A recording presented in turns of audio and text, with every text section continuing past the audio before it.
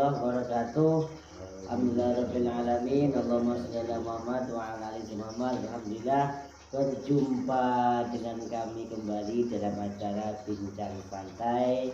Insya Allah program yang bisa untuk kita saling berbagi kebaikan, semoga bermanfaat dan menambah keberkahan untuk kita semuanya. Baik, tamu saya kali ini senior kami di Madrid di berbagai banyak hal.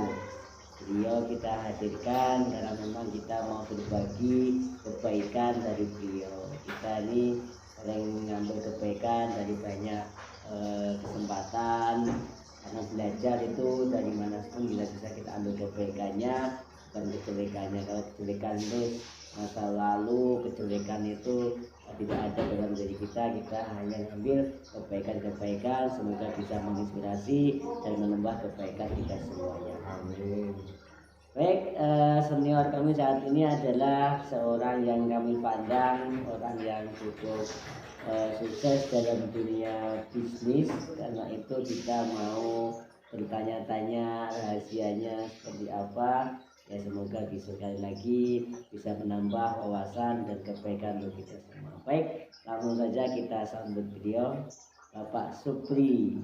Gimana kabarnya Bapak? Assalamualaikum warahmatullahi wabarakatuh. Waalaikumsalam warahmatullahi wabarakatuh. Sehat Pak Supri? Baik Pak, sehat. Alhamdulillah. Ini Pak Supri, sesuai tema kita ini ya, berbagi kebaikan kita ini kan. Karena banyak orang ini zaman sekarang ini kan kalau kebaikan masuk ke masjid ini kan susah ini kan. Maka kebaikannya kalau orang pasti kan lewatnya apa ya, handphone, semua orang pasti melalui situ kan. Maka dari itu kita berbagi di media juga, semoga bermanfaat seperti itu. Maka insya Allah kita terbuka bukan saling berbagi kebaikan tadi itu. Baik Pak Supri, kami melihat Pak Supri ini kan salah satu orang yang cukup maju lah kita pandang ini kan dari dunia bisnis. Bahkan kalau di Asa ini kan kalau bisa dikatakan ini kan seandainya apa nggak digaji pun insya Allah ya buat jajan aja insya Allah ya cukup. Kemudian Pak Supri kok apa ya betah di basecamp ini khususnya, padahal dari keluarga mungkin sudah diminta, mungkin sudah apa namanya bisnis di rumah, tinggal di rumah, tapi masih mempertahankan di basecamp ini. Apa ini yang dicari dan apa ini yang menggugah Pak Supri masih senang dan nyaman tinggal di basecamp ini? Pak Supri. Ya, terima kasih. Assalamualaikum warahmatullahi wabarakatuh. Waalaikumsalam warahmatullahi wabarakatuh. Pertama-tama marilah kita panjatkan puja dan puji syukur kehadirat Allah Subhanahu wa taala yang mana sampai saat ini kita masih diberikan kesehatan hingga kita bisa ngobrol santai. Dua selawat serta salam kita limpahkan pada junjungan kita Nabi besar Muhammad sallallahu alaihi wasallam. Allahumma sholli alaihi. Sebenarnya enggak begitu istimewa, ya biasa aja seperti teman-teman yang lain. Enggak ada syarat-syarat atau mungkin tip-tip khusus, enggak ada. Jadi kenapa selama ini mungkin saya masih bisa bertahan atau mungkin masih mau bertahan, bukan bisa bertahan. Kalau bisa pasti yang menentukan adalah Allah, ini hanya ikhtiar aja. Kenapa saya masih bertahan di sini? Saya ingat betul bahwa setiap langkah kita itu harus kita pertimbangkan. Pertama itu dari agama, keduanya itu keluarga. Itu hal yang paling saya pertimbangkan. Misalkan kita mau ke mana atau bekerja di mana, kita pertimbangkan dengan agamanya gimana, terus keluarganya gimana itu tentunya. Nah, selama ini memang saya sangat nyaman dengan kondisi, ya bisa dikatakan untuk ibadah di sini nyaman sekali. Ya mungkin saya pernah mencoba kalau mungkin di luar pas hari Minggu atau hari-hari libur itu saya keluar, itu kadang malah waktu itu nggak terkontrol. Kadang misalnya zuhurnya itu malah nggak terkontrol, lalai lah gitu. Justru kalau di sini ya mau nggak mau, pertama memang tuntutan kerjaan, kedua memang ya memang agama juga mengharuskan seperti itu. Dari segi kerjaan misalnya kita harus bangun pagi, itu pasti karena kita harus melakukan apel, sehingga mau nggak mau kita juga harus berbagi. Nah bersamaan itu juga kan subuhan, jadi ya pas lah. Terus misalnya siang istirahat jam 12 ya pas dengan waktu-waktu, jadi kelihatan nyaman sekali. Waktu itu saya memang sempat sempat di lapangan, dan ternyata memang nggak teratur kehidupannya, baik pola hidupnya maupun pola pola untuk ibadahnya. Kalau saya melihat di lingkungan sini, di Basken ini khususnya, ya nyaman sekali. Waktunya itu udah pas, bangun pagi, habis itu sholat, habis itu nanti apel, setelah itu siang jam 12 waktunya sholat, kita istirahat, ya sholat dulu baru istirahat, kan pas. Berarti memang apa nyaman, kondisinya teratur nih. Ya. Jadi lebih bertahan di sini karena memang lebih ke apa amalan ibadahnya juga baik, lingkungan sangat mendukung, itu yang terutama susah untuk mungkin kalau kita lepas tuh ya. Iya, itu terus memang secara kebetulan juga di sini itu pas sekali dengan harapan saya itu sebenarnya sangat haus ilmu, baik itu ilmu agama, ilmu apapun. Jadi saya tuh banyak membaca baik koran maupun majalah-majalah, itu sering baca.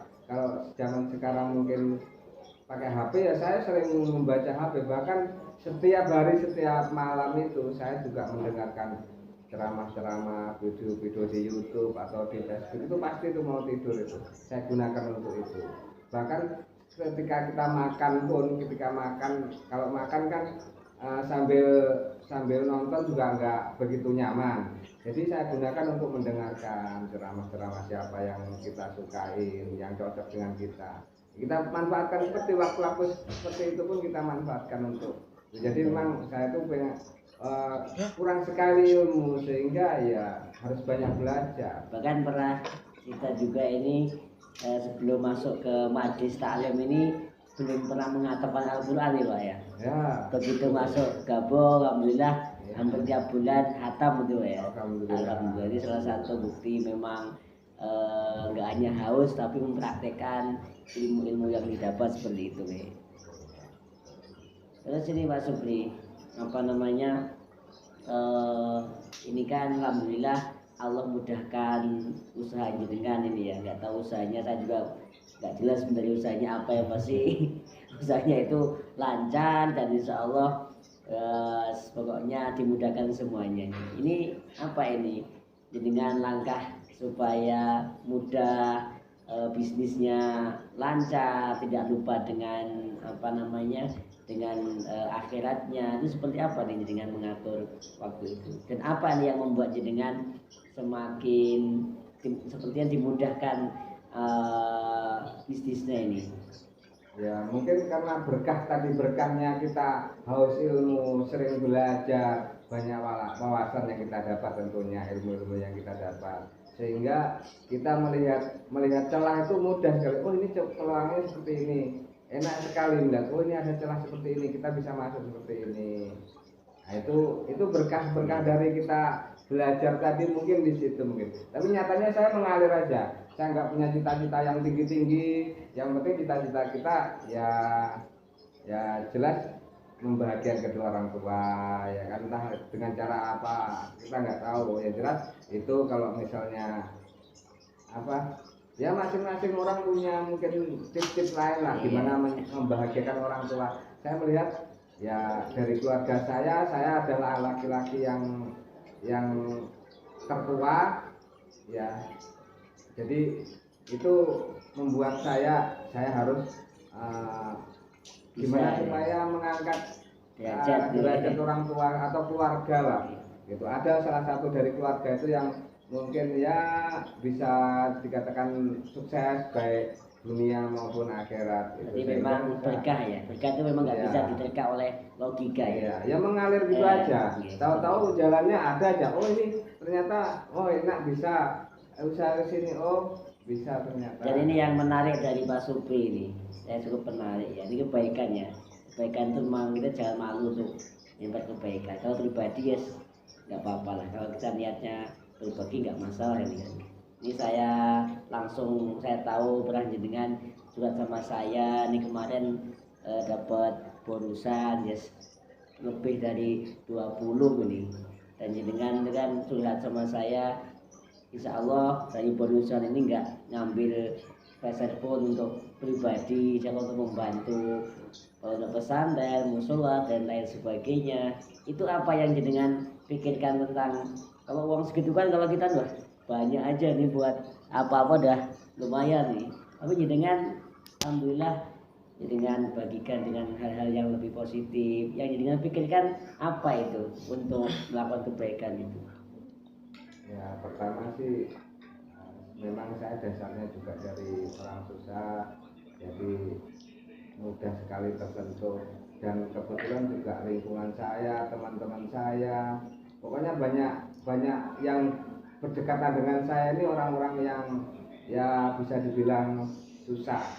Banyak sekali keluh-keluh kesah yang masuk teman-teman saya, bahkan mungkin teman-teman saya itu nggak ada yang anggaplah sukses gitu ya. Jadi saya bisa merasakan itu. Jadi kalau ada uang sedikit ya kita ada rezeki sedikit kita bagikan itu. Keduanya memang saya juga orang tua, meskipun orang tua tingkat pendidikannya rendah, tapi kalau mengenai hal semacam itu kayak agama dan sebagainya itu dia tahu. Jadi manti-manti ke saya, dan saya ingin membahagiakan orang tua tadi. Nyatanya orang tua tak kabarin setuju, sangat setuju, dan ya senang kelihatan bahagia, ya udah saya laksanakan. Berarti tetap semuanya itu apa namanya mintanya setuju orang tua ya. Berarti memang saya lihat ikatan batin sama orang tua yang mungkin salah satunya memberikan banyak keberkahan. Terus ini Pak Supri, apa yang membuat ini kan sudah ya dianggap sudah semakin usia ini kan, yang paling jenengan menyesalkan dulu kenapa nggak pernah ini hingga saat ini apa ini? Mungkin jenengan mungkin ke anak dulu pengennya seperti ini atau orang tua seperti ini, hingga saat ini kok baru menyadari kan baru-baru ini kan, kok dulu nggak punya apa ini yang paling jenengan sesalkan dulu ini hingga saat ini. Macam apa itu Pak? Misalnya seperti apa Pak konkretnya? Ya mungkin anak dulu kalau seandainya apa ya, saya dulu punya, pasti kan semua orang pengen punya anak soleh dan soleha kan, dari kecil dididik mondokkan atau apa itu kan, hingga saat ini kok belum tercapai itu apa ini yang membuat apa ya, suatu yang ya pokoknya dengan nyesal gitu kan, dulu kok saya nggak melakukan ini ya, baru sadarnya sekarang gitu loh. Mungkin kalau penyesalan ya mungkin menimba ilmunya di bidang agama yang dulu memang kurang.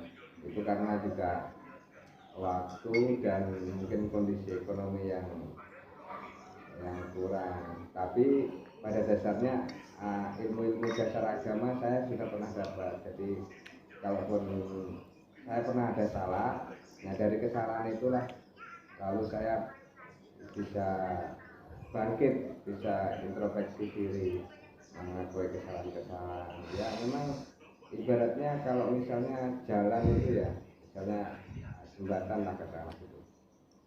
Jembatan itu nantinya supaya bagus pasti dirusak dulu Pak. Harus digempur dulu, harus pokoknya dirusakin dulu lah. Begitu juga Allah memberikan cobaan pada kita itu bukan suatu hukuman, tapi itu nanti yang akan menjadi, kalau saya melihatnya seperti itu. Kalau cobaan yang diberikan oleh Allah itu anggaplah kita jembatan tadi digempurin terus, digempur, setelah itu kan nanti dibangun pasti bagus setelah itu. Begitu juga manusia, kalau kita coba ya nanti pasti kalau kita berpikiran positif pasti akan dimudahkan ya. iya lebih baik lagi. Saya juga mendengar dari teman-teman yang bicara dulu ini maksudnya dulunya orangnya seperti ini, tapi alhamdulillah begitu sudah apa namanya mulai belajar agama akhirnya bisa memperhatikan. Artinya apa? Artinya itu jangan sampai kesalahan atau perbuatan yang pernah kita lakukan itu semakin menyulitkan langkah kita untuk melangkah ya Pak ya. Maksudnya sebagai menjadi inspirasi kita untuk menjadi yang lebih baik. Betul nih Pak? Seperti itu. Ya mungkin itu Pak Supri yang apa namanya perbincangan kita.